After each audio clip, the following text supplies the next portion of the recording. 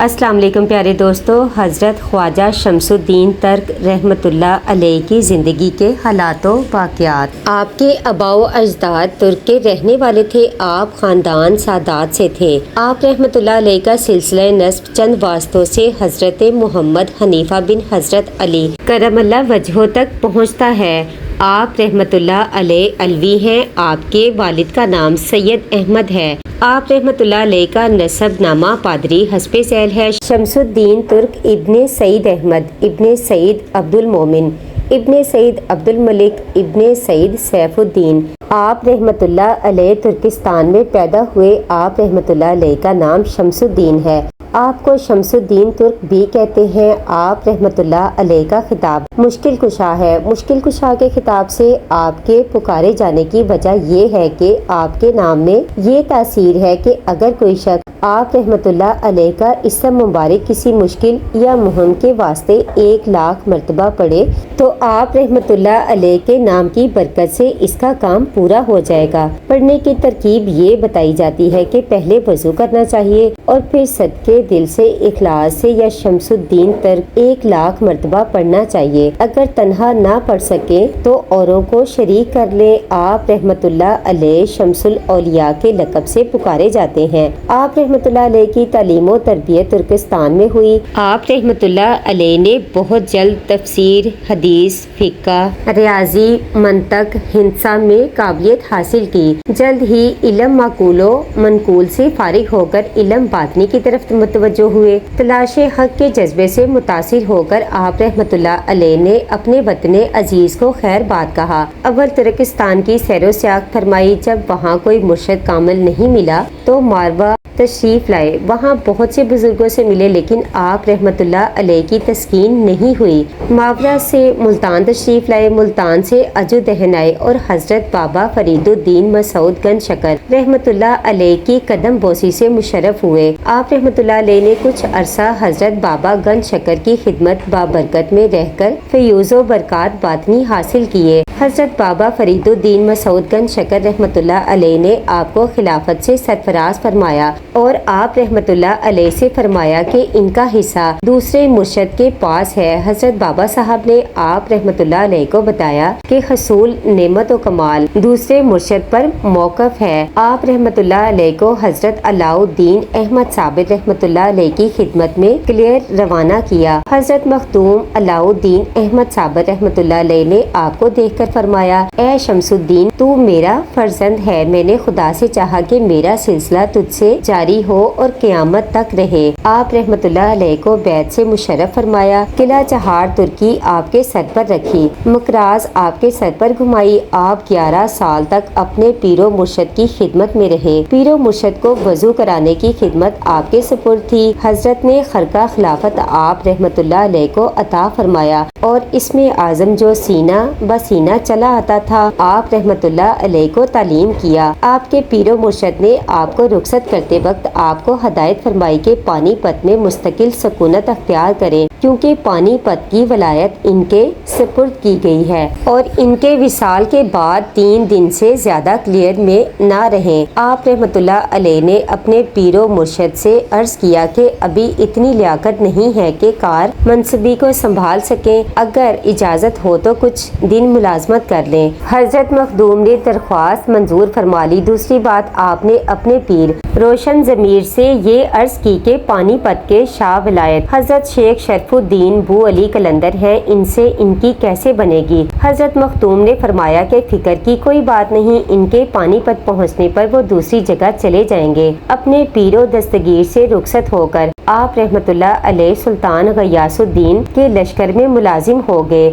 ریاضت، عبادت اور مجاہدہ کے ساتھ ساتھ آپ اپنے فرائض کو بھی بخوبی انجام دیتے رہے۔ آپ رحمۃ اللہ علیہ اپنا حال کسی پر ظاہر نہیں کرتے تھے، باوجود امارت و اعزاز کے فکر و فاقہ میں گزارتے تھے۔ آپ رحمۃ اللہ علیہ سے جب کرامت کا اظہار ہوا اور سلطان اور لشکر والے آپ کے حال سے خبردار ہوئے تو آپ ملازمت سے مستعفی ہو کر کلیر آ گئے۔ اپنے اپنے پیر و مرشد کی تجہیز و تکفین سے فارغ ہو کر چوتھے روز آپ پانی پت روانہ ہو گئے۔ پانی پت پہنچ کر آپ رحمت اللہ علیہ نے ایک دیوار کے سائے کے نیچے قیام فرمایا۔ حضرت شیخ شرف الدین بو علی قلندر رحمت اللہ علیہ کو بنور باطن آپ کی آمد کی اطلاع ہوئی۔ آپ نے دودھ سے بھرا ہوا ایک پیالہ حضرت شیخ شرف الدین بو علی قلندر رحمت اللہ علیہ کی خدمت میں بھیجا اور اپنا سلام کہلوایا۔ حضرت بو علی قلندر رحمت اللہ علیہ کی خدمت میں جب وہ دودھ بھرا پیالہ لایا گیا، وہ مسکرائے اور انہوں نے گلاب کا پھول جو ان کے پاس ہی رکھا تھا اس دودھ بھرے پیالے پر رکھ کر پیالہ واپس کر دیا اور اپنا سلام آپ کو کہلوایا۔ جب وہ دودھ کا پیالہ آپ رحمت اللہ علیہ کی خدمت میں واپس لایا گیا تو آپ بھی مسکرائے۔ حاضرین حیران تھے، ان کی سمجھ میں یہ راز و نیاز نہ آیا۔ جب آپ سے اس کے متعلق پوچھا گیا تو آپ رحمت اللہ علیہ نے فرمایا کہ اس سے مطلب یہ تھا کہ ولایت پانی پت بفرمان میرے پیر و مرشد میرے سپرد ہو چکی ہے،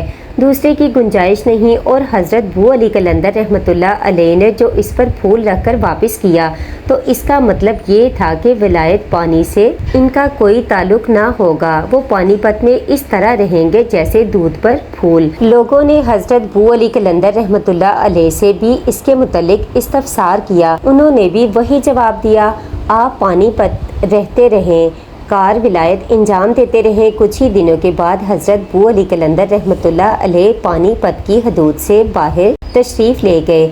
آپ نے ترکستان میں شادی کی تھی۔ آپ کے صاحبزادے کا نام سید احمد خوار ہے۔ آپ تنہا ہندوستان تشریف لائے تھے۔ آپ رحمت اللہ علیہ نے 15 جمادی الثانی 716 ہجری کو اس دار فانی سے سفر دارالآخرت فرمایا۔ آپ رحمت اللہ علیہ کا مزار مبارک پانی پت میں حاجت روا ہے۔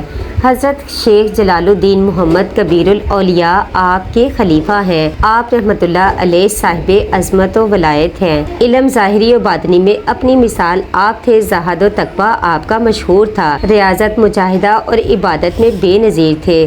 وضع قطع سے قلندر معلوم ہوتے تھے اور قلندروں کا سا لباس چرمی پہنتے تھے، جو کچھ زبان سے فرماتے تھے ویسا ہی ہو جاتا۔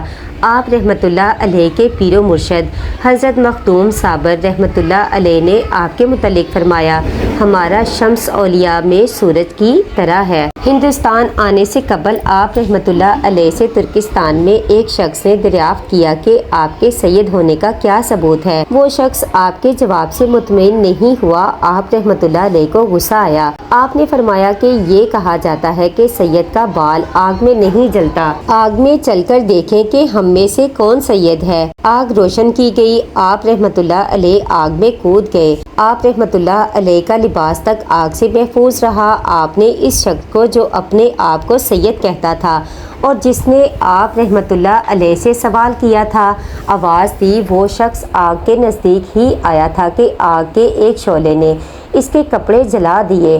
آپ رحمت اللہ علیہ تنور سے جس میں آگ روشن تھی نکل کر باہر تشریف لائے اور اس کے کپڑوں کی آگ بجھائی۔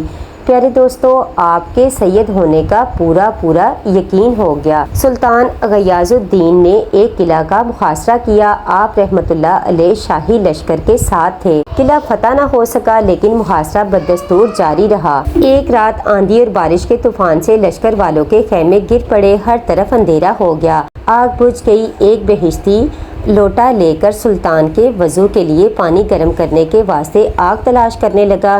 اس کی نگاہ آپ رحمت اللہ علیہ کے خیمے پر پڑی کہ بدستور قائم تھا۔ وہ خیمہ میں داخل ہوا تو دیکھا چراغ روشن ہے اور آپ رحمت اللہ علیہ قرآن پاک کی تلاوت میں مشغول تھے۔ وہ بہشتی خیمہ میں جا کر خاموش کھڑا ہو گیا۔ آپ رحمت اللہ علیہ نے اس کی طرف دیکھ کر فرمایا کہ اگر آگ چاہے تو لے جاؤ۔ اس بہشتی نے لکڑی سلگائی اور واپس چلا گیا۔ دوسرے روز وہ پھر آیا لیکن آپ کو خیمہ میں نہ پایا۔ وہاں سے تالاب پر پانی بھرنے جو گیا تو کیا دیکھتا ہے کہ آپ وضو کر رہے ہیں۔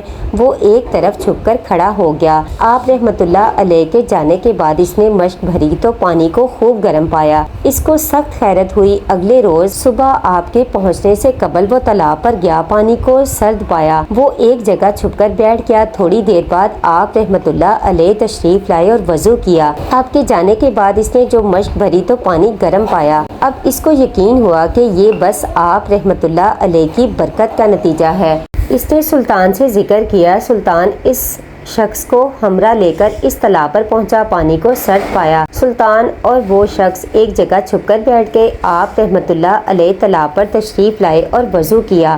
آپ رحمۃ اللہ علیہ کے جانے کے بعد سلطان نے جو تالاب پر جا کر دیکھا تو پانی گرم پایا۔ اس کو کامل یقین ہو گیا کہ آپ رحمۃ اللہ علیہ کامل درویش ہیں۔ سلطان آپ کے خیمہ میں گیا، آداب بجا لایا، آپ رحمۃ اللہ علیہ سے دعا کا طالب ہوا۔ آپ رحمۃ اللہ علیہ نے دعا کی اور قلعہ فتح ہوا۔